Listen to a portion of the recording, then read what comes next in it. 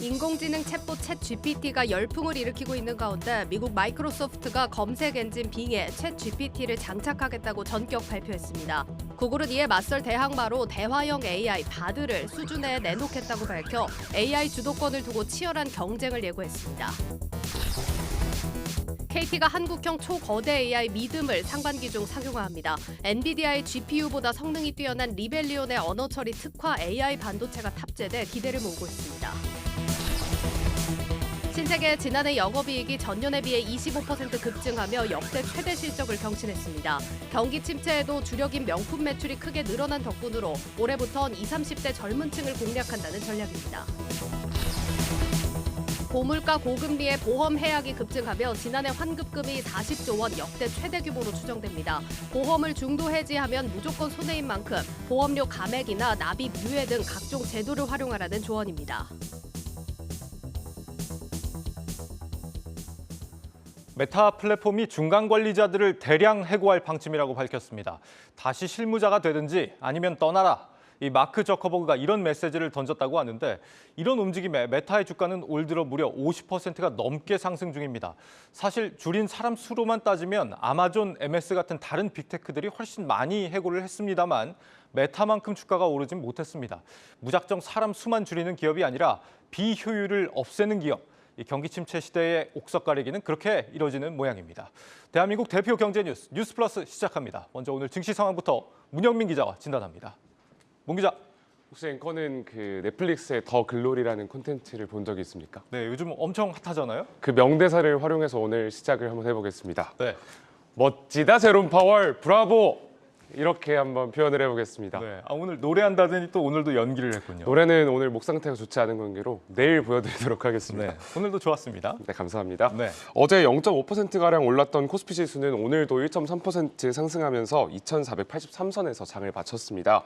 코스닥 지수 역시도 상승세 함께 올라탔고요.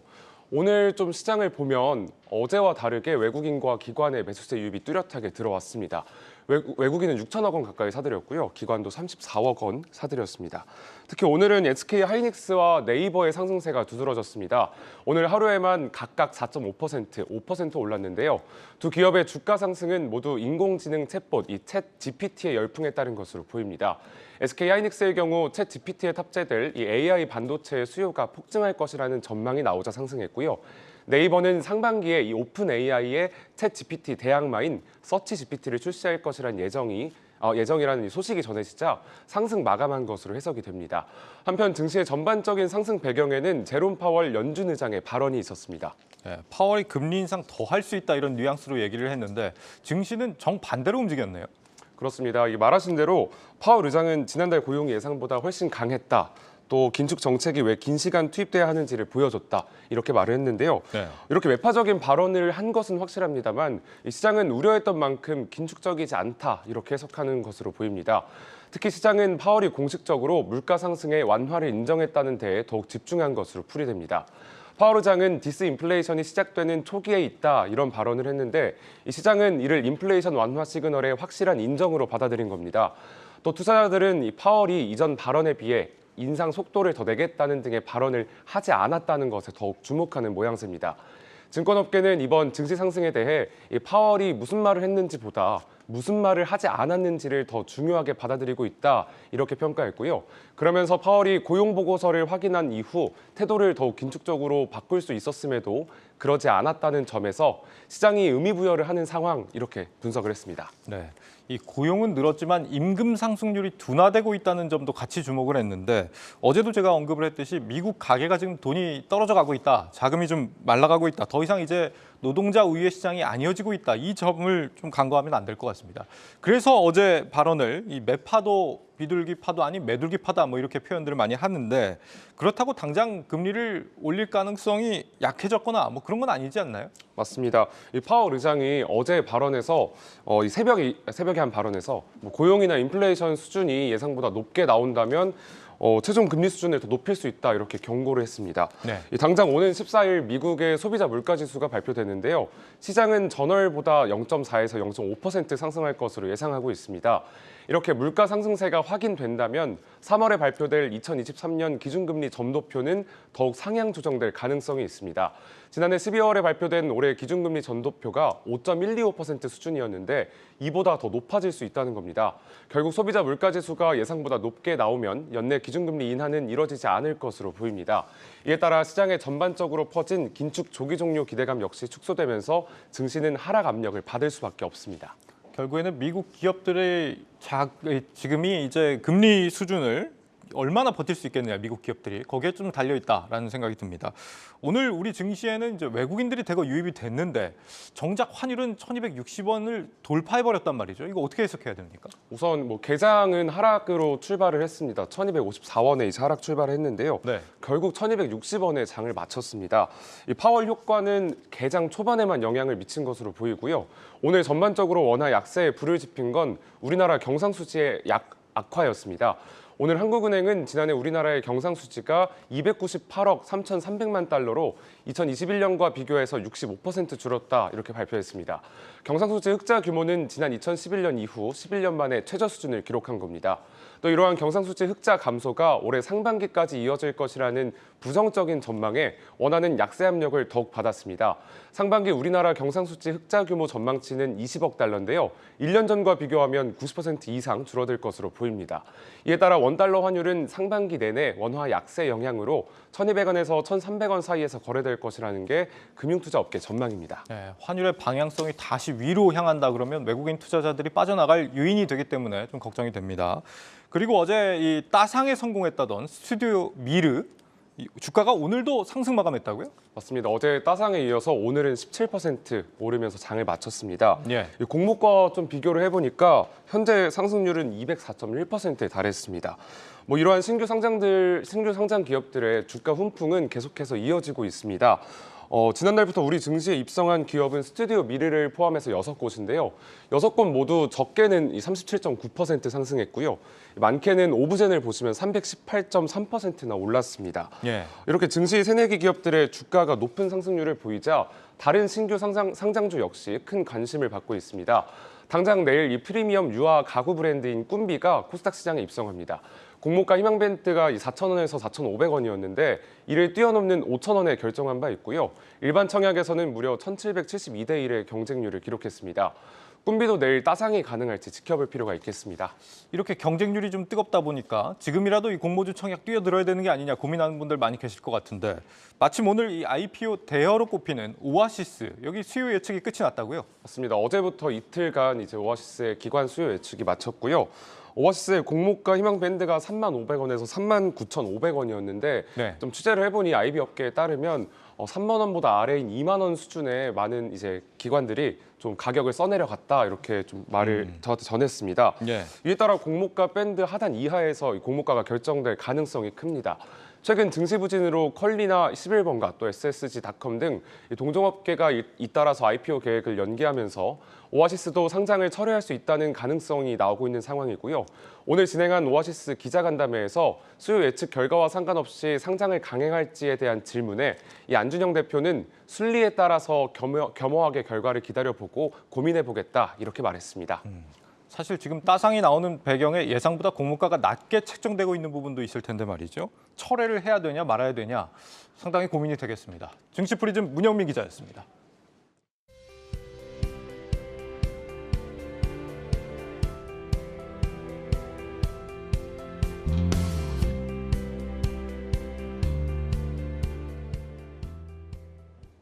네, 뉴욕 증시 오늘 조금 출렁였지만 결국 상승 마감했습니다. 이런 가운데 오늘장 빅테크 기업들이 너도 나도 외친 AI가 핫 이슈가 됐습니다. 오민지 기자와 함께 살펴보겠습니다. 오 기자, 요즘 정말 AI 이슈가 시장을 주도하고 있다고 해도 과언이 아니죠? 네, 맞습니다. 이제는 여기저기서 좀 들어보신 적이 있을 것 같습니다. 오픈 AI, 거기서도 이 챗 GPT 관련된 테마가 주목을 받고 있는데요. 지난밤 장에서도 이런 대화형 인공지능과 관련된 종목들이 눈에 띄었습니다. 마이크로소프트가 자사의 검색 엔진인 빙과 또 엣지 브라우저의 이 AI 기반으로 업데이트를 하겠다고 밝히면서 예. 이렇게 4.20% 상승을 했습니다. 했습니다. 또 전날에는 알파벳이요, 챗 GPT의 대항마가 될 것이라면서 바드라는 대화형 인공지능을 공개했는데요. 예. 그 영향으로 알파벳도 지난 밤에 4.61% 상승했습니다. 중국의 최대 검색 엔진 기업인 바이두도요, 3월에 이 대화형 챗봇을 출시할 것이다라고 계획을 밝히면서 12% 넘게 상승세를 보여줬습니다. 네, 마이크로소프트, 구글, 바이두까지 정말 내로라는 빅테크들 발등에 불이 떨어진 모습입니다. 뭐 이런 빅테크 외에도 사실 관련 섹터로 묶여서 좀 주목해볼 만한 업종은 어디가 있을까요? 네, 동시에 보실 필요가 있는 종목들, 이 데이터 그리고 반도체 관련 소프트웨어들도 주목하시면 좋겠습니다. 꾸준히 언급되고 있는 이 GPU 수혜로 엔비디아도요, 이날 엔비디아 많이 올랐죠. 네, 5.14%나 상승세를 보여줬고요. 또 데이터 센터의 수요가 늘어날 것이다라는 전망이 나오면서 반도체 관련주로 AMD 역시도 2.66% 상승세를 보여줬습니다. 차량용 반도체 기업인 온세미컨덕터도요, 6.3%가량 올라주면서 상승세를 보여줬고요. 또 아직까지는 이 반도체나 데이터 쪽으로만 이 집중적으로 연관성이 좀 짙은 업종들이 주목을 받고 있는데요. 예. 사실 월가에서는 일상적인 소프트웨어에 이런 챗 GPT 모두 얼마든지 적용이 될 수 있다면서 그 확장성에 대한 기대감도 높은 상황입니다. 수혜 업종 어디까지 늘어날지 아직까지도 아무도 모른다는 거죠. 그러니까 월가 의견 잠깐 일서 얘기를 해주셨지만 지금 월가에서 AI 테마 자체에 긍정적이든 부정적이든 관심이 많은 것 같습니다. 부정보다는 기대감에 더 큰 또 이제 무게가 실리는 것 같은데 월가 평가들은 어떻습니까? 네, 월가는 이 연준이 고강도로 긴축을 이어갈 것이다 이런 우려가 지금 줄어들지 않았습니까? 예. 그러면서 앞으로 이 AI 테마가 주도하는 상승 랠리가 당분간은 좀 이어질 것으로 예상하고 있습니다. 슬레이트 스톤 웰스에서는요, AI는 이미 사그라들 수 없는 단계에 접어들었다라면서 이 포트폴리오의 중심에 이 AI를 둬야 한다고 조언했습니다. 월가에서는 특히 이 오픈 AI, 챗 GPT의 열풍이 이제 시작 단계라고 보는데요. 관련해서 월가 전문가의 코멘트도 함께 보시죠. So we're very bullish on the long term, both for Microsoft, but also for many of the other enterprise software companies in our coverage. We believe we're in the dawn of a new age, and Microsoft is one of the best positioned companies to usher that age and monetize that opportunity. 네, 지금 이제 막 새벽이다, 막을 올리고 있다라고 이야기하는데요. 예. 이제 다가올 오픈 AI 또 챗 GPT 시대가 이제 막을 올렸기 때문에 주목하실 필요가 더욱더 있다 이런 강조입니다. 그리고 그 선두에 마이크로소프트의 또 챗 GPT가 있었다 이렇게 분석하는 거죠. 이 텍스트를 생성하는 이 형식의 AI 시장은요, 2028년까지 10억 달러 시장 규모로 성장할 것으로 전망이 되고 있습니다. 네, 그런데 사실 이제 챗 GPT 관련해서 요즘에 뭐 시연 영상도 많이 돌아다니고 정보도 많이 접하다 보니까 이제 어떤 컨셉인지 이해는 되는데 이게 정확하게 어떤 식으로 시장의 게임 체인저가 된다라고 보는 겁니까? 일단 간략하게 말하자면 시장에서는 이 검색의 패러다임이 바뀔 수 있다라고 설명을 하고 있는데요. 기존에 검색하는 방식과 좀 비교를 해보면 어떤 차별점이 있는지 좀 확인할 수 있겠습니다. 기존에는요, 구글이나 네이버 등 이런 검색 엔진에서 찾고 싶은 정보를 검색어로 직접 입력을 하잖아요. 예. 그래서 나온 결과 중에는 광고가 있기도 하고요. 뭐 정보가 나오기는 하지만 실제로 내가 필요한 정보가 있는지 또 어떤 정보들이 딱 내가 원하던 정보인지는 좀 다시 봐야 하는 뭐 그런 번거로움이 있었습니다. 그런데 이 챗 GPT를 사용하게 되면요, 내가 원하는 정보를 사람과 대화하듯이 물어볼 수 있는데요. 뭐 예를 들어서 테슬라가 뭐야? 뭐 일론 머스크는 누구야? 뭐 이런 식의 대화형 질문으로 내가 필요한 정보를 충분히 얻을 수 있는 겁니다. 특히 이 챗 GPT는요, 사람과 대화하듯이 검색할 수 있기 때문에 앞에서 했던 질문을 또 토대로 해서 검색자의 니즈를 좀 더 정확하게 정보를 찾아주는 경향이 있습니다. 그렇군요. 그러니까 쉽게 말해서 기존 검색 방식보다 훨씬 편하고 친숙하게 정보를 얻을 수 있다라는 그렇죠. 게 가장 큰 장점인 거네요. 네, 맞습니다. 그래서 뭐 꼬리 질문에도요, 충분히 대답을 할 수 있고요. 질문 내용이 만약에 좀 모순되거나 뭐 짓궂은 질문들을 나왔을 때는 잘못됐다 이렇게 부적절한 요청은 거절할 수도 있다고 합니다. 또 답변의 내용도요, 뭐 선정성이 있거나 혹은 혐오 발언 등이 있다면 정보를 필터링하기도 하는데요. 이렇게 윤리적인 규범에 맞게 답변을 제공한다고 합니다. 단순히 기계의 정보를 검색하는 느낌을 넘어서 정말 이 챗 GPT가 사람과 대화하면서 정보를 알게 되는 그런 경험을 준다고 볼 수 있겠죠. 따라서 지금 거의 전 세계 검색 엔진의 점유율 92%를 차지하는 이 구글의 검색 시스템이 챗 GPT에게 밀릴 수 있는 위기의 순간이 된 겁니다. 마이크로소프트의 나델라 CEO는요. 이번에 AI 챗봇을 장착한 검색 엔진 빙을 발표하고요. 이 AI 기반의 검색은 본인이 MSCEO에 오른 뒤에 가장 큰일이다라고까지 발언을 했습니다. 이 클라우드 서비스가 등장한 2007년 또 2008년 당시 이후에 이만큼의 혁신은 본 적이 없다는 건데요. 또 테슬라의 일론 머스크도요. 무서울 만큼 챗 GPT가 좋은 성능을 보이고 있다면서 미래를 위협할 수 있는 강력한 것이다. 이렇게 평가했습니다. 네, 지금 사실 이렇게 기대감도 크고 좋은 평가들도 나오고 있지만 어쨌든 새로운 기술이 도입이 되는 겁니다. 한계점으로 거론되는 부분들이 있을까요? 네, 한계 분명히 있습니다.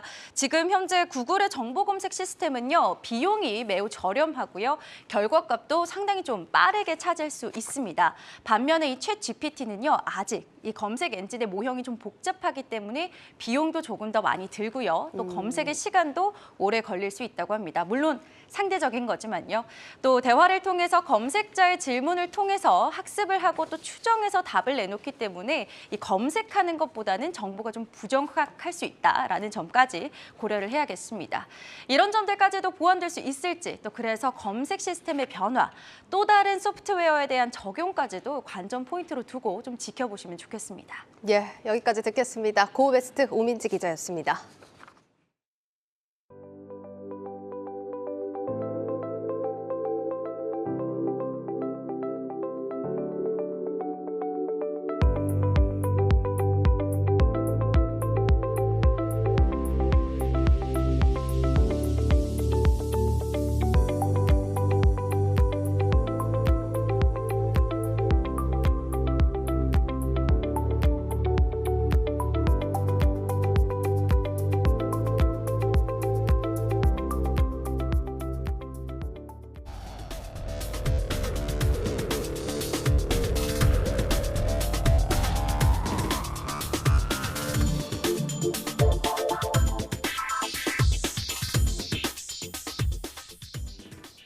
네, 앞서 살펴보신 것처럼 올해 세계 시장을 가장 뜨겁게 달구는 키워드라고 한다면 단연 초거대 AI를 꼽습니다. 그런데 MS와 구글뿐 아니라 우리나라에서도 이 강력한 초거대 AI가 조만간 나올 것으로 보입니다. KT가 올 상반기 초거대 AI 믿음을 상용화하고 인공지능 인프라부터 서비스까지 전 과정을 아우르는 생태계를 구축합니다. 산업부 김민수 기자와 자세하게 분석해 보겠습니다. 김 기자, 먼저 KT가 개발하고 있는 초거대 AI 어떤 겁니까? KT가 개발 중인 초거대 AI 믿음은 최근 화제가 된 그 챗 GPT와 연산 능력을 따져볼 때 비슷한 수준입니다. 이 초거대 AI는 파라미터라고 부르는 매개 변수를 많이 학습할수록 뛰어난 성능을 보이는데 이 KT의 믿음은 이 챗 GPT를 약간 웃도는 수준입니다. 가장 큰 장점은 역시 한국어에 최적화됐다는 겁니다. 이 언어 처리까지 가능한 국내 최초의 AI 반도체가 적용되면서 그동안 우리가 봤던 인공지능 챗봇과는 수준이 다른 대화형 서비스를 선보이게 됩니다. 첫 작품들은 이제 금융회사들의 AI 고객센터가 될 전망입니다. 현재 은행들이 인터넷 뱅킹이나 고객센터에서 인공지능 챗봇을 쓰고 있는데 이전과는 전혀 다른 진정한 의미의 좀 AI 고객센터가 등장할 겁니다. 현재 KT는 주요 금융회사들과 이 초거대 AI 믿음을 기반으로 한 AI 고객센터 구축을 위한 협의를 진행 중인데 이르면 상반기 중 공개될 예정입니다. 특히 이 초거대 AI 믿음은 이 특정 영역에 대해 깊이 있는 전문 지식을 좀 학습을 하고 이 감정과 상황을 공감하는 수준의 대화가 가능하다고 합니다. 이를 기반으로 이 전문적인 육아 상담이 가능한 인공지능 서비스도 내놓을 계획입니다. 네, 특히 좀 주목을 받는 부분이 여기 들어가는 AI 반도체입니다. 국내 최초로 개발되는 AI 반도체가 들어간다. 기존 인공지능에 들어가는 반도체와는 어떻게 다른 겁니까? 그렇습니다. KT의 초거대 AI 믿음에는 국내 반도체 스타트업 리벨리온이 국내 최초로 개발한 언어 처리에 특화된 AI 반도체 아톰이 들어갑니다. 이 이미지 검색 같은 비전 모델은 물론 이 GPT 같은 언어 모델까지 지원하는 국내 최초의 AI 반도체입니다. 이 반도체 설계를 전문으로 하는 이 팹리스인 리벨리온은 이 설립된 지 3년이 채 지나지 않았지만 현재 이 반도체 씬에서 가장 핫한 기업 중 하나입니다.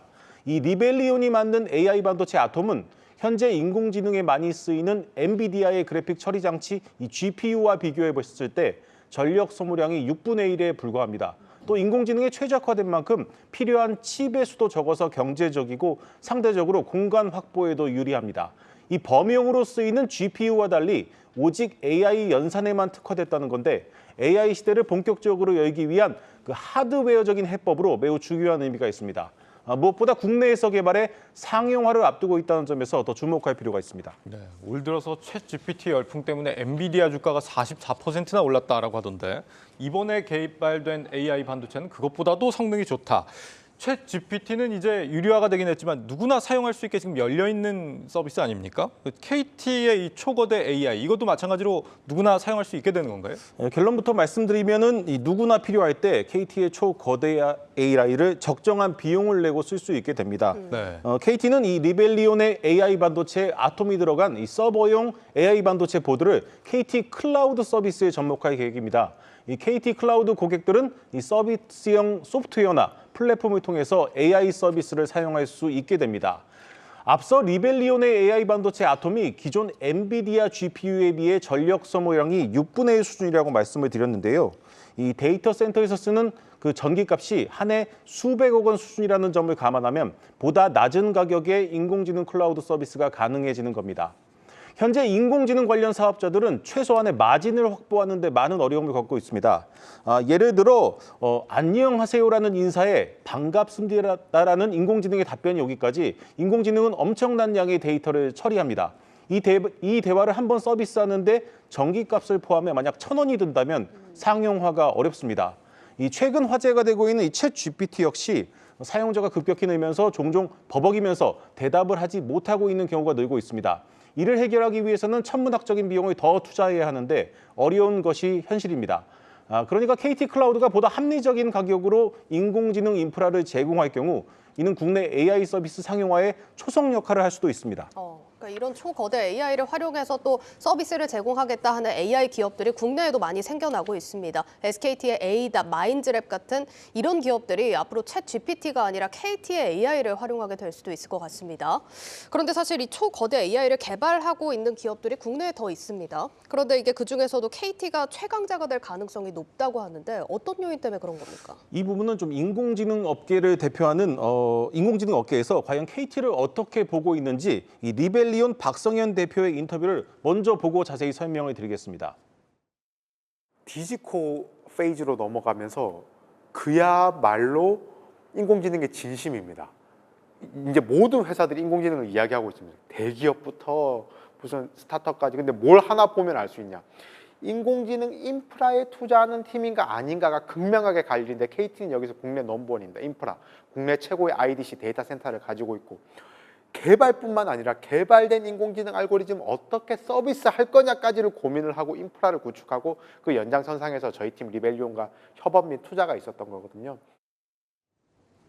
보다 구체적으로 설명을 하면은 KT는 인공지능 생태계의 모든 것을 수직 수평 계열화된 형태로 서비스할 수 있는 국내에서 유일한 기업입니다. 이 업계에서는 풀스택이라는 표현을 쓰는데요. 인공지능 인프라부터 서비스까지 전 과정을 아우르는 서비스와 제품 개발 능력을 다 갖춘 것을 의미합니다. 이런 풀스택 환경을 갖춘 것이 국내에는 KT뿐입니다. 당장 경쟁사들이 쉽게 도전하기도 어렵습니다. KT는 국내 최대의 데이터 센터 사업자인데다가 최고의 인공지능 반도체 설계 기업과 인공지능 인프라 솔루션 기업까지 더한 협력체 AI 원팀을 이미 구축했고요. 올해 그 서비스를 시작을 하는 겁니다. 인공지능 이 세계관에서 볼 때 각각 한 영역에서 인공지능 사업을 펼칠 수는 있겠지만 KT의 인공지능 사업과 같이 인프라 전체를 선점할 수 있는 곳을 찾기는 어렵습니다. 이것은 이제 KT의 경쟁력인 동시에 큰 차별점이 될 겁니다. 인공지능 시대를 준비하는 KT의 궁극적인 지향점은 이 통신사가 아닌 빅테크와 경쟁하는 본격적인 데이터 기업입니다. 예. 정말 이렇게 챗 GPT 이후에 올해 전 세계적으로 인공지능 열풍이 불고 있습니다. 그런데 이게 시대를 바꾸는 전환점이 될 것이냐 하는 부분에 대해서는 아직까지 좀 반신반의한 부분입니다. 이게 그러니까 쉽게 거품이 낀 거냐 아니면 진짜 인공지능의 시대가 올 것이냐 하는 부분에 대해서는 어떻습니까? 이 부분은 예전에 우리가 한창 궁금해했던 자율주행을 예로 들어서 한번 설명을 드리겠습니다. 예. 이 자율주행 컨셉이 나온 지 벌써 10년이 지났습니다. 하지만 시장의 이제 기술과 수용성을 놓고 아직도 시장의 검증을 받고 있습니다. 그렇지만 분명한 거는 자율주행차가 가끔 사고를 내더라도 예상보다 더디게 가도 그 방향으로 간다는 공감대는 확실한 상황입니다. 현재 인공지능이 서 있는 시점은 아직까지 시장의 검증 수준도 아닌 막 사회적인 공감대가 형성되는 단계라고 볼 수 있겠습니다. 이 최근 돌풍처럼 등장한 이 챗 GPT는 정말 대단한 잠재력을 보여주고 있습니다. 무서울 정도입니다. 하지만 아직까지는 잠재력입니다. 인공지능이 넘어야 할 산은 아주 많습니다. 이 사업화된 서비스를 하려면 앞서 설명한 것처럼 하드웨어적인 측면에서 경제성을 확보할 수 있어야 합니다. 또 무엇보다 인공지능의 부작용에 대한 사회적 인식과 수용성도 확보해야 합니다. 제가 취재를 해보면서 만난 인공지능 전문가들의 의견을 종합해보면 결론적으로 인공지능 시대는 분명 가까운 미래에는 오지 않을 겁니다. 하지만 우리가 생각한 것보다 멀지 않은 미래에 올 가능성은 높습니다. 예, 잘 들었습니다. 산업부 김민수 기자와 심층 분석했습니다.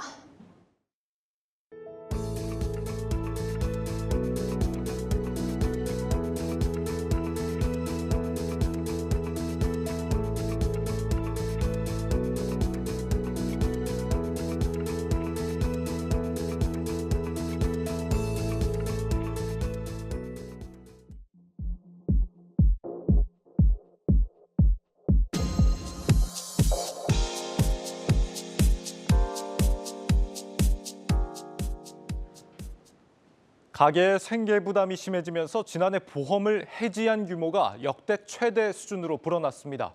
중도 해지는 손해로 이어질 수밖에 없는데 무턱대고 해지하기보다 납부 부담을 줄일 수 있는 제도를 활용해보라고 전문가들은 조언하고 있습니다. 장슬기 기자가 취재했습니다. 고금리와 고환율, 고물가까지 3고가 겹쳤던 지난해 보험을 중도에 해지한 사람들이 크게 늘어난 것으로 나타났습니다. 지난해 1월부터 11월까지 집계된 생명보험 해지 환급금은 이미 전년도보다 10조 원 넘게 증가했습니다. 이는 관련 통계가 시작된 2000년 이후 최대 수준으로 글로벌 금융위기였던 2008년보다도 훨씬 큰 규모입니다. 물가와 함께 대출금리까지 오르면서 가계부담을 줄이기 위해 마지막 보루인 보험까지 깨는 현상이 뚜렷하게 나타나고 있는 겁니다. 반대로 보험에 가입하는 신계약 규모 역시 전년보다 약 100만 건이나 감소했습니다. 대부분 10년 이상 장기간 보험료를 내야 하는 특성상 경기가 악화될수록 수요는 줄어들 수밖에 없다는 분석입니다. 다만 중도의 보험 계약을 해지할 경우 계약자의 손실은 불가피합니다. 보험료 부담은 낮추되 보험 계약을 유지하면서 손실을 줄일 수 있는 감액제도나 중도 인출제도를 적극 활용해야 한다고 전문가들은 조언합니다. 여러 가지 경제 사정이 나빠지면서 계약자분들이 보험을 중도 해지하시는 경우가 많은데 무턱대고 해지를 하신 경우에는 손해가 너무 크기 때문에 보장 금액을 줄이고 보험료를 좀 낮추는 감액 제도를 이용하시거나 일정한 한도 내에서 적립금을 먼저 찾아 쓸 수 있는 중도 인출 기능이 있는 상품이라면 그런 기능을 활용하시는 게 보험료를 더 이상 납입하지 않는 대신 보장 기간을 줄이는 연장 정기 보험 제도도 대안책으로 꼽힙니다. 만약 불가피하게 보험 계약을 이미 해지했다면 계약 부활 제도를 통해 손실을 최소화할 수도 있습니다. 한국경제TV 장슬기입니다. 신용평가사들의 상반기 신용등급 평가에서 중소형 증권사들이 무더기 강등을 당할 수 있다는 우려가 나오고 있습니다. 부동산 경기 침체로 PF발 유동성 불안이 다시 고개를 들고 있는 데다 지난해의 부진한 실적이 악재로 작용할 것이란 분석입니다. 홍원표 기자입니다.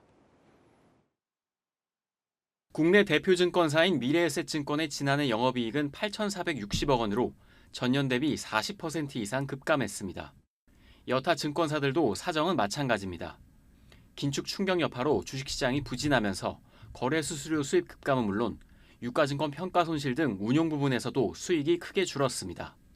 문제는 실적 부진에 더해 부동산 PF발 유동성 우려도 올해 본격적으로 실적에 반영될 것으로 예상되면서 기업 신용등급 하향 조정 압력도 커지고 있다는 점입니다. 실제 부동산 PF를 둘러싼 우려는 금융당국 등의 유동성 공급 조치로 한숨 돌리는가 했지만 최근 대우건설의 울산 아파트 사업장 후순위 브릿지론에 디폴트 상황이 벌어지면서 다시금 우려감이 확산되고 있습니다. 지난 6일 대우건설은 부동산 경기 침체 영향으로 440억 원을 포기하고 울산의 아파트 사업장 시공권을 반납했습니다. 해당 브릿지론에 참여한 대주단은 선순위채를 3개월 연장키로 했지만 증권업계는 이번 일이 더 번지지 않을까 노심초사하고 있습니다.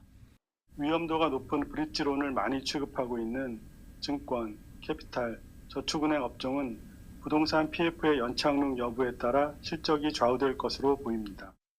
대형 증권사들은 사정이 나은 편.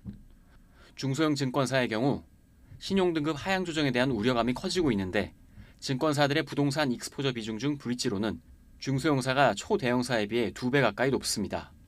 다만 올 초 들어 주식시장이 글로벌 긴축 강도 완화 움직임 속에서 다시 반등하고 있고 토큰 증권 제도화에 따른 증권업계의 수혜 기대 등은 위안이 되고 있습니다. 그러나 여전히 부동산 PF를 중심으로 한 위기감이 크다는 점에서 증권업계 신용 강등에 대한 우려는 커지고 있습니다. 한국경제TV 홍원표입니다.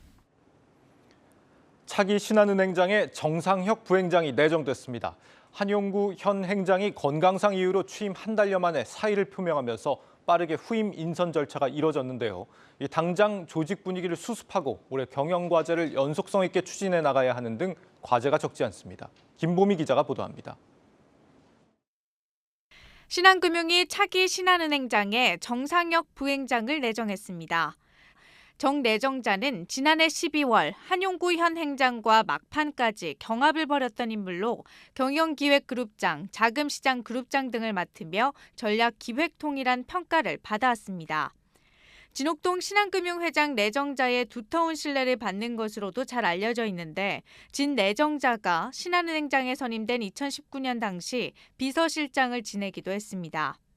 신한금융은 지난해 말 다수 후보군에 대해 이미 폭넓은 검토를 진행했던 만큼 갑작스러운 상황임에도 불구하고 후보 내정이 순조롭게 이뤄졌다고 밝혔습니다. 이제 정 내정자 앞에 놓인 최대 과제는 리딩뱅크 수성입니다. 지난해 신한금융의 순이익은 4조 6,423억 원, 3년 만에 KB금융을 앞서며 리딩뱅크 자리에 다시 올라섰습니다. 주력 계열사인 은행의 호실적이 크게 작용한 결과입니다. 은행의 대출 성장은 가계대출이 지속 감소했음에도 불구하고 기업 대출이 견조하게 증가하며 전년 대비 3.8% 성장하였습니다. 하지만 올해는 경기 침체와 글로벌 금융시장 변동성으로 수익성 개선에 한계가 있을 것으로 전망되는 만큼 정 내정자는 디지털 혁신을 통한 효율화, 비이자 수익 다각화 등에 주력해야 하는 상황입니다. 여기에 한용구 행장의 청사진을 이어받아 정 내정자만의 색깔을 입혀가는 작업도 주요 과제 중 하나가 될 전망입니다. 앞서 한 행장은 고객 중심 철학을 내세워 주요 은행 중에선 처음으로 온라인 이체 수수료를 면제했고 만 60세 이상 고객을 대상으로는 창구 송금 수수료도 받지 않기로 했습니다. 정상혁 내정자는 임원 후보 추천위원회 및 주주 총회를 거쳐 일주일 내로 신임 행장에 최종 선임될 예정입니다. 한국경제TV 김보미입니다. 가입 문턱을 대거 낮춘 정책 모기지 상품인 특례 보금자리론의 신청자가 상당한 것으로 나타났습니다. 주택금융공사는 출시 후 어제까지 7영업일간 특례 보금자리론 누적 신청 금액이 10조 5,800억 원이라고 밝혔습니다. 이는 연간 공급 목표인 39조 6천억 원의 4분의 1 수준입니다. 공사 관계자는 시중 대출 대비 낮은 수준의 고정금리를 적용받아 다양한 용도로 사용할 수 있어 서민 실수요자에게 인기를 끈 것 같다고 설명했습니다. 특히 국민의힘 최승재 의원실에 따르면 특례 보금자리론 가입 목적은 기존 대출 상환이 61%로 30%인 신규 주택 구입보다 월등히 많았습니다. 주택금융공사는 다음 달부터 매달 시장금리와 재원 상황을 감안해 기본금리를 조정할 계획입니다. SK온과 미국 포드사의 튀르키예 배터리 합작 공장 프로젝트가 무산됐습니다. 업계에 따르면 튀르키예 제조기업 코치는 포드 SK온과의 양해각서가 종료됐다고 공시했습니다. 앞서 지난해 3월 SK온은 포드 코치 두 회사와 합작법인 설립 추진 양해각서를 맺고 3에서 4조 원을 투자해 튀르키예 수도 인근에 합작 공장을 세우기로 했습니다. 하지만 경기 침체가 본격화하고 고금리 기조가 이어지면서 SK온의 투자 계획이 무산된 것으로 보입니다. 포드와 코치는 SK온의 투자 철회와 무관하게 튀르키예 배터리 생산 공장 추진 계획을 이어갈 예정이라고 밝혔습니다. 이에 따라 이들 두 회사와 LG에너지솔루션과의 합작법인 논의도 공식화됐다는 분석이 나오고 있습니다. 한국 필립 모리스가 전자담배 기기 아이코스 일루마 1을 오는 16일 공식 출시합니다. 필립 모리스는 이번 제품이 지난해 출시된 아이코스 일루마 시리즈의 새로운 라인업으로 휴대성을 강화하고 디바이스 가격을 최대 반값으로 낮춘 것이 강점이라고 소개했습니다. 필립 모리스는 아이코스 일루마 시리즈를 통해 KT&G의 독주를 막고 전국 점유율 1위를 탈환한다는 계획입니다. 또 아이코스 일루마 판매 이후 일부 지역에서 KT&G의 점유율을 앞선 만큼 이달 전국 출시로 뺏긴 리더십을 가져올 수 있을 것으로 기대했습니다.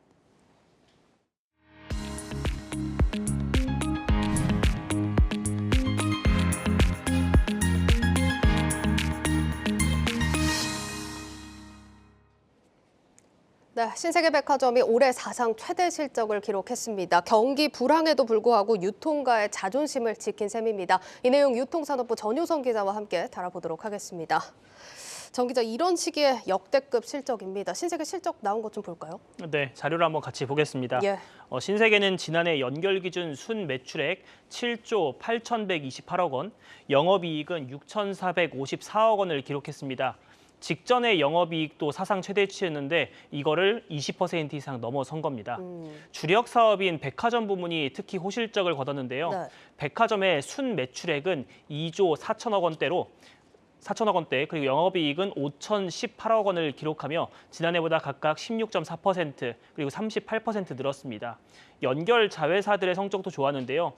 패션 부문인 신세계 인터내셔널은 1,153억 원의 영업이익으로 사상 최대 실적을 새로 썼고요. 센트럴시티도 634억 원의 영업이익을 거뒀습니다. 예, 그러니까 지금 경기 불황입니다. 그런데도 이런 호실적을 거둔 건데 이런 호실적 배경은 어디에 있다고 봐야 될까요? 네, 특히 백화점의 명품 매출이 호실적을 견인했는데요. 지난해 신세계백화점에서 명품 관련 거래액은 직전해보다 21.1% 성장한 것으로 집계됐습니다.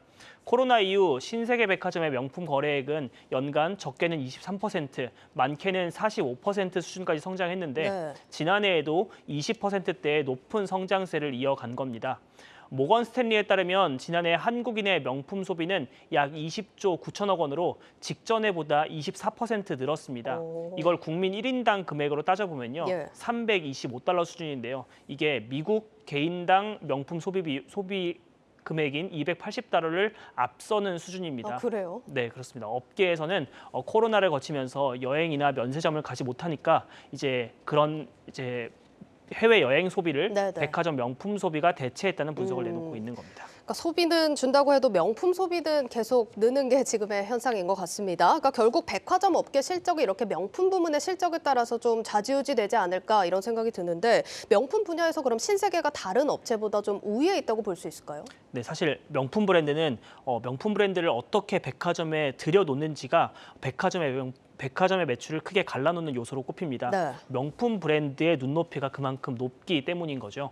업계에선 대표 명품인 에르메스, 루이비통, 샤넬, 원래 보통 에르샤라고 부르잖아요. 그러니까요. 이게 입점에 있는지 없는지 여부로 명품 백화점이냐 그것이 아니냐를 나누는데요. 우리나라 4대 백화점 점포가 총 66곳입니다. 이 중에서 에르샤 3개 브랜드가 모두 입점한 점포는 7곳에 불과합니다. 이 중 7곳에서 지금 보시는 것처럼 신세계 백화점이 차지하는 곳이 4곳입니다. 절반 이상인 넘네요. 거죠. 그렇죠. 그러다 보니까 그만큼 신세계가 명품 브랜드 위치에 공을 들인 걸 확인할 수 있다는 거죠. 신세계는 점포 수는 적지만 공격적인 증축 그리고 점포 리뉴얼을 추진하는 지역 1번점 전략을 이어오고 있습니다. 당연히 그 중심에는 명품이 있었고요. 예. 정유경 신세계 총괄 사장이 취임한 이후 내세운 전략이 바로 지역 1호점 전략인데 정 사장은 그동안 약 2조 원을 투입해서 강남점 리뉴얼 그리고 센텀시티점 증축 등을 주도했습니다. 실제 이 리뉴얼을 한 2년 정도 거친 뒤에 강남점 같은 경우는 국내 1위 백화점 자리를 2019년부터 수성 중이고요. 이게 사실 전 세계 백화점 중에 매출 1위입니다. 현재는 연간 거래액이 3조 원을 눈앞에 두고 있는 상황인 겁니다. 네, 그러니까 이런 역대급 실적의 직원들 특별 경력금 규모가 100억 원에 책정이 됐다고 합니다. 그러니까 회사 내에서는 축제 분위기인 건 맞는데 주주들은 좀 속이 타는 것 같습니다. 주가가 계속해서 지지부진하거든요. 사실 이런 실적 발표가 나왔음에도 움직임이 별로 없더라고요. 네. 원인을 뭐라고 봐야 될까요? 그렇죠. 사실 사상 최대 실적 지난해에도 그렇고 올해도 그랬는데 예. 발표했지만 신세계 주가는 0.76% 소폭 오르는 데 그쳤습니다. 신세계의 시가총액은 현재 2조 2천억 원 수준인데요. 투자자들 사이에서는 강남점에 이렇게 땅값이 비싸게 오른 점포만 팔아도 이 시가총액을 넘어설 거다 이런 얘기가 나오고 있습니다. 답답함이 느껴지네요. 네, 그렇죠. 그래서 과연 왜 이렇게 실적에 비해서 주가가 오르지 못하느냐 네. 이런 것에 대해서 증권가에서는 백화점 업계가 뚜렷한 미래상을 제시하지 못한다는 점을 꼽습니다. 보통 주가는 미래 성장성에 반응을 하지 않습니까? 예. 당장 실적보다는 또 이제 얼마나 미래 사업을 탄탄하게 갖추고 있느냐 예. 이런 것인데 백화점 같은 경우는 이렇게 업력이 오래된 만큼 이런 신사업 동력 같은 게 약할 수밖에 없다는 거죠. 이거는 업계가 다 같이 처한 상황인 거네요. 네, 맞습니다. 사실 롯데나 현대백화점 같은 경우도 마찬가지이긴 합니다. 예. 경기 불황이 본격화되면서 여기다가 이제 백화점의 씀씀이까지 감소하는 분위기도 관측이 되고 있습니다. 올해 1월 신세계백화점 매출 지표를 한번 보면요. 신세계 이제 대구 신세계를 제외한 다른 지역의 신세계 같은 경우는 4.1% 매출이 감소했고요. 대구 신세계 같은 경우도 1% 가까운 실적 감소를 기록을 했습니다. 여기에 엔데믹으로 여행 수요가 늘어나고 환율까지 이제 안정세로 접어들면서 백화점보다는 면세점이나 해외 쇼핑으로 넘어갈 가능성이 엿보이는 상황인 것도 맞습니다. 그러니까 지금은 벌이가 괜찮겠지만 앞으로 성장성에 물음표가 붙는다라는 분석입니다. 신세계 계획은 좀 어떻습니까, 그럼? 네, 신세계도 이런 부분에 대해서 고민이 많은 것 같습니다. 네. 특히 신세계백화점은 25에서 35세 이 2030 세대의 공략을 통해서 백화점 경쟁력을 키운다는 방침입니다. 신세계 측은 현재 40% 수준인 2030 세대 매출을 올해 50% 정도까지 올린다는 목표를 세워둔 것으로 알려졌습니다. 이를 위해 점포별로 리뉴얼도 나서고 있는데요. 대표적으로 지난해 강남점에는 신진 브랜드를 앞세운 뉴 컨템포러리 장르를 선보였습니다. 실제 이 같은 젊은 브랜드를 앞세운 리뉴얼 이후에 매출 목표치의 30%를 초과 달성했고 이곳을 다녀간 20대 고객 상당수가 기존 백화점 이용 경험이 없는 고객으로 집계되기도 했습니다. 이 같은 성과 속에 올해 상반기 중 부산 센텀시티점에도 뉴 컨템포러리 장르를 앞세운 리뉴얼에 나서기로 했습니다. 비슷한 골자로 지난해 경기점은 영패션관을 리뉴얼했고요. 예. 올해는 영화관과 아카데미를 중심으로 리뉴얼해서 젊은 층이 즐길 거리를 들여놓겠다 이런 방침입니다. 오프라인 같은 경우는 25에서 35세대, 그러니까 2030 세대의 좀 전략에 초점을 맞춘 것 같고 온라인도 사실 전략이 비슷하겠죠? 네, 맞습니다. 온라인에서는 이제 앱을 좀 공격적으로 투자해서 젊은 층을 좀 유입을 하겠다는 방침인데요. 네. 그래서 올해 신세계의 디지털 전략도 주목해 봐야 될 부분으로 꼽힙니다. 신세계백화점은 자체 앱에서 선물하기 그리고 쇼핑 같은 이제 소비 이렇게 패턴은 물론 네. 푸빌라 캐릭터 그리고 NFT, 문화센터 강좌, 심지어는 음악이나 골프까지 즐길 수 있는 다양한 콘텐츠를 집어넣어놓은 상태입니다. 백화점의 거리감을 느끼기 쉬운 젊은 층에게 모바일 앱과 그리고 문화 콘텐츠로 친숙한 브랜드 이미지를 형성한다는 전략인 거죠. 명품으로 시작된 백화점의 도약이 이제 젊은 층의 마음까지 사로잡을 수 있을지 지켜봐야 될 부분입니다. 예, 잘 들었습니다. 유통산업부 전효성 기자였습니다.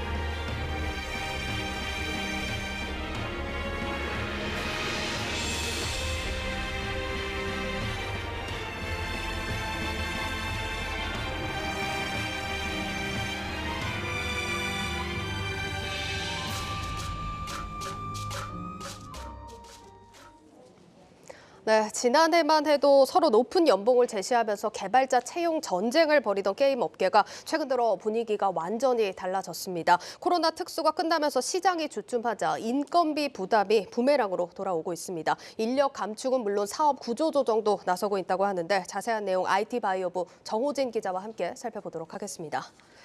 정 기자, 최근에 한 게임사에서 직원들을 당일 해고 통보를 했다라는 얘기가 들리면서 좀 논란이 일고 있죠? 네, 그 쿠키런이라는 게임으로 유명한 이 데브 시스터즈라는 게임사에서 일어난 일인데요. 네. 이게 당일 직원 40명 정도가 되는데 당일 오후 1시에 퇴사를 통보하고 6시까지 장비를 반납해라 이런 통보가 있었다는 내부 고발이 나온 겁니다. 그럼 1시에 해고 통보를 했다면 뭐 5시간 안에 다 정리를 하고 나가라 뭐 이런 입장으로 받아들였을 것 같은데 아무리 개발자들 이직이 좀 자유로운 업계라고 하더라도 이렇게 당일에 해고를 통보하는 건 이례적인 일이죠? 그렇습니다. 다만 이 회사 측에서는 해고는 아니고 프로젝트가 종료된 것을 통보한 거다 이렇게 얘기는 하고 있습니다. 예. 그런데 이렇게 갑작스럽게 내용을 전달하다 보니 그리고 또 사내 계정이나 뭐 메신저 같은 계정들도 전부 다 정지를 시켰다고 하더라고요. 그래서 이 과정에서 사실상 해고가 아니냐 이런 얘기가 나왔던 거고요.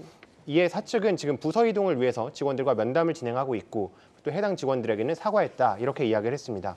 그런데 이게 일반적인 일이 아니다 보니까 이 게임업계 관계자한테 물어봤는데 보통 이 프로젝트를 없더라도 미리 사실을 알려주고 또 이 직원과 면담을 하는 게 일반적이라고 하더라고요. 그래서 이렇게 나쁜 선례가 만들어지는 것은 결코 좋지 않다. 이렇게 이야기를 했습니다. 그렇군요. 근데 이렇게 프로젝트가 중단되는 사례들이 계속해서 생겨나고 있다면서요? 네, 그렇습니다. 지금 뭐 게임 이용자들이나 뭐 주주들의 기대를 받고 있는 신작 그리고 신규 프로젝트들이 중단되고 있는 사례들이 굉장히 많이 늘고 있는 건데요. 네. 좀 살펴보면은 지금 뭐 웹젠 같은 경우에는 지난달 초만 해도 지금 기대작으로 꼽혀오던 프로젝트가 있습니다.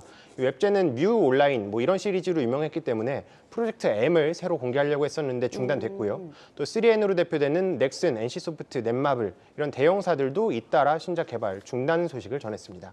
이 게임사들 관계자한테 물어보니 뭐 시장 상황이나 사업성 등을 검토해본 결과 프로젝트를 중단하게 됐다. 이렇게 설명하고 있습니다. 예, 사실 지금의 이런 상황이 좀 씁쓸한 게 지난해까지만 하더라도 정말 업계에서 개발자 모셔오기 전쟁을 벌이던 업계가 이 게임 업계였는데 상황이 좀 많이 바뀌고 있는 것 같네요. 네, 맞습니다. 원래는 그래서 개발자 모셔온다 그러면서 연봉도 많이 올리고 복지도 많이 늘리고 이런 식으로 많이 했었는데 가장 대표적인 사례가 지금 킹스레이드라는 게임으로 유명했던 베스파라는 게임사가 있습니다. 예, 여기도 임금 인상으로 부메랑이 된 사례잖아요. 그렇습니다. 전 직원에게 연봉 1,200만 원을 인상을 했는데 지금은 경영 상황이 악화되면서 지금 회생 절차에 들어가 있는 상황이고요. 또 넷마블 같은 경우에도 임직원들의 연봉을 800만 원 일괄 인상을 했는데 올해가 아니죠. 지난해 1분기부터 쭉 적자를 기록하고 있습니다.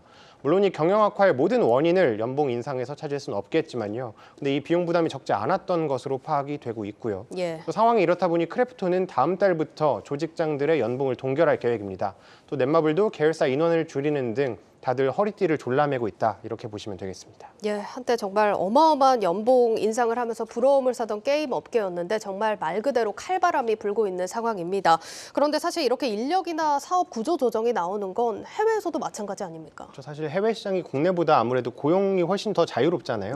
그렇다 보니까 더 해외 상황이 더 심각하긴 한데요. 사실 대표적인 게 일론 머스크 테슬라 CEO가 있잖아요. 네, 지난해 11월에 트위터를 인수하면서 하룻밤새 직원의 절반가량을 해고했습니다. 또 구글이나 마이크로소프트 같은 빅테크에서도 이런 사례들이 많은데 최근 10,000명 이상의 인력을 해고하기도 했고요. 이렇게 국내에 비해 훨씬 더 칼바람이 불고 있다.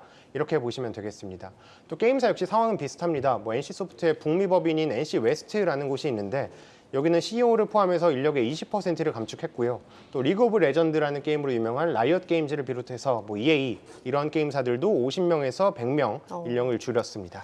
그러니까 경기가 얼어붙으면서 전 세계적으로 이런 상황이 녹록지 않다라는 겁니다. 사실 이게 다 비용 절감을 위한 조치들일 텐데 수익성 개선으로 이어져야 하겠죠. 어떻습니까? 좀 효과가 있을까요? 네, 맞습니다. 사실 이렇게 인력 감축을 통해서 고정 비용이 줄면은 수익성이 개선된다. 이건 사실 당연한 얘기긴 한데 아무래도 단기적인 계획이 될 수 있잖아요. 특히 게임사들 같은 경우에는 지금도 계속해서 서비스하는 게임들이 있고 또 이 게임에서 만약에 문제가 생긴다면 또는 신작 개발하고 있던 신작의 개발이 늦춰진다면 오히려 주가에 좋지 않은 영향을 미칠 겁니다. 그래서 다른 전략을 선택한 게임사들도 있는데요. 넥슨 게임즈 같은 경우에는 올해 300명가량의 신규 채용 계획을 밝혔습니다. 넥슨은 굉장히 많은 신작을 개발할 계획이기 때문에 그런 거고요. 또 네오위즈도 피해 거짓이라든지 이런 게임들을 개발하기 위해 인력을 추가 채용하고 있습니다. 네, 이렇게 신작 개발에 힘을 실는 전략을 택한 게임사들도 있는데요. 이렇게 게임사들마다 상황이 다르긴 하지만 당분간 게임업계 그리고 또 IT업계의 찬바람은 이어질 전망입니다. 네, 잘 들었습니다. IT 바이오부 정호진 기자였습니다.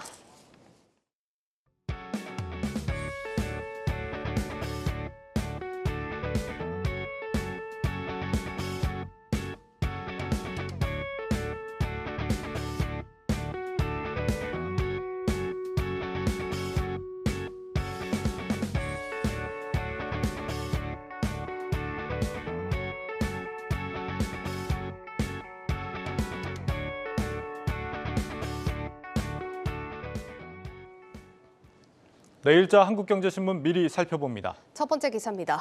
정부가 노조의 집단 탈퇴를 막는 상급단체 규약의 독소 조항을 폐지하는 절차에 들어갔다는 기사입니다. 서울지방고용노동청은 이르면 다음 주 민주노총 금속노조와 사무금융노조를 상대로 규약의 집단 탈퇴 금지 조항 철폐를 요구하는 시정명령 절차에 나섭니다. 정부가 노조의 집단 탈퇴 금지 규약을 위법으로 판단해 행정조치에 나서는 건 이번이 처음입니다. 앞서 금속노조는 지난해 말 포스코 지회가 민주노총 탈퇴를 추진하자 규약을 근거로 조합 임원을 대거 제명했습니다. 사무금융노조는 탈퇴를 선언한 한국은행과 금융감독원 노조를 상대로 무효 확인과 수억 원대 조합비를 청구하는 뒤끝 소송을 벌이고 있습니다.